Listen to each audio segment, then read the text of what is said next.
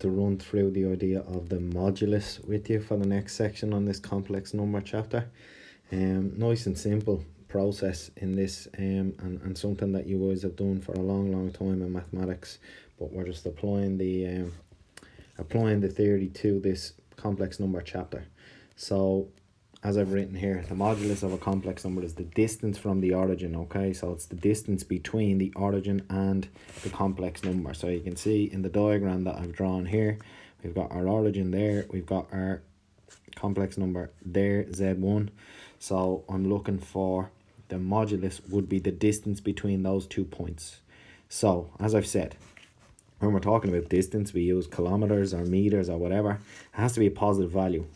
It can't be negative, because I don't say that it's taking me -5 kilometers to go to the shop or whatever.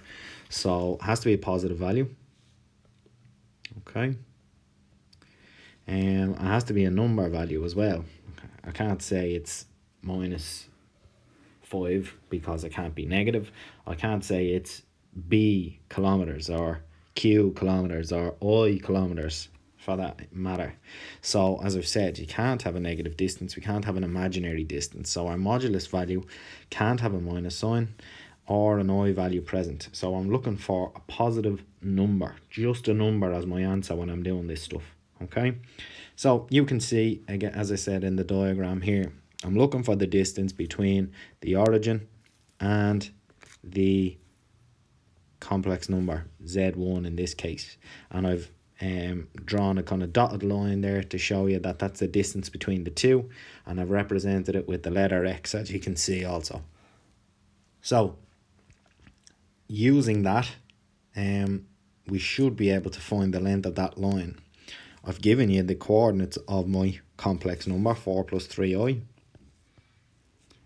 and I'm going to use that to figure out how long that line is. Now you can see, hopefully, and if you don't, I'm going to show you now, that I've got 4 plus 3i, and lo and behold, that makes a triangle, okay?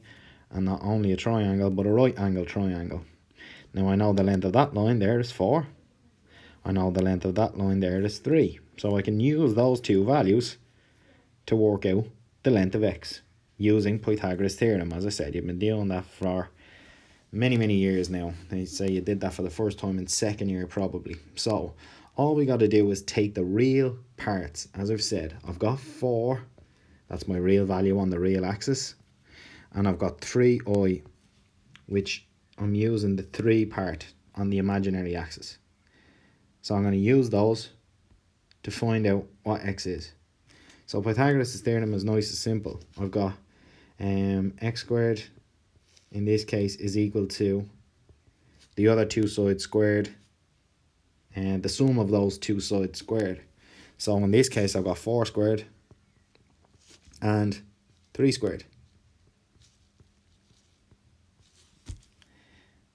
And I can work that out, okay? I can do x squared is equal to 4 squared, which is 16, plus 3 squared, which is 9. So I know that x squared is equal to 25. And then I can get the square root of that value to give me what x is in this case. So I've worked that out to be 5.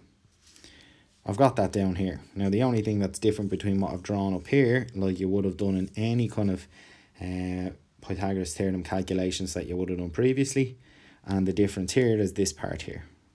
Okay, because I'm talking about the modulus, I have to have a symbol to represent that, and it's the 2 lines on the outside represent the modulus of something. You guys would have seen this before when we talked about the length of a line. When you talk about the length of the line AB or whatever it might be, and we see those 2 lines on either side, that represents the modulus. We're talking about the length of something. Okay, the distance from the origin when I'm talking about the modulus, when I was talking about AB, is the distance from A to B. So you've used all that stuff before, okay? So that's our new symbol. It's not that it's even new, but it's new to this chapter, I suppose, even though you guys have used it before. And I'm talking about the modulus of a specific complex number, Z1, as we've mentioned. So I have that. I use my real and my imaginary numeric values, and I pop them in to Pythagoras' theorem to solve it. Very simple.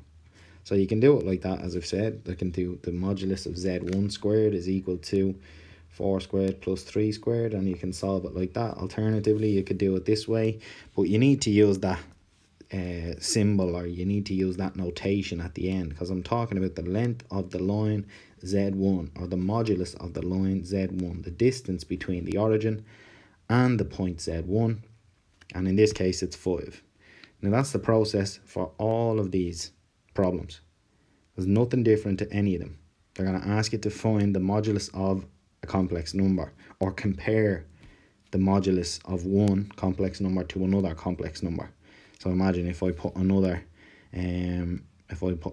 complex number on this diagram quickly. I've got 2 plus 3i, you can imagine would go somewhere about there.